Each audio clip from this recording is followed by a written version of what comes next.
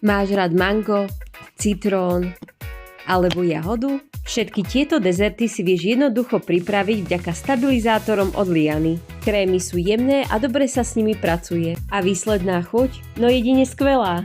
Tak začneme jahodou. Ako prvý si pripravíme jahodovo-vanilkový vklad. Následne krém zo smotany, stabilizátora a čokoládovej ganáže. Naplníme formu a zamrazíme. Na vrchu nemôže chýbať tenká vrstva čokolády. Dozdobíme a ideme na mango. Z čerstvého ovocia a pyré pripravíme vklad. Sviežu chuť krému nám zabezpečí novinka od Liany. Stabilizátor pri chuť mango. Naplníme formu, zamrazíme a potom už len ponoríme do čokolády a dozdobíme. Posledný dezert pozostáva z citrónovo-metového vkladu. A tento raz dvoch krémov, citrónového, ten je dominantný, a sviežeho metového, ktorý dotvára chuť. Nastrikáme do formy, doplníme vklad a zarovnáme, potom ponoríme do čokolády a dozdobíme metovým lístkom. Všetko potrebné na prípravu týchto receptov vrátane formy nájdeš na stránke liana.sk.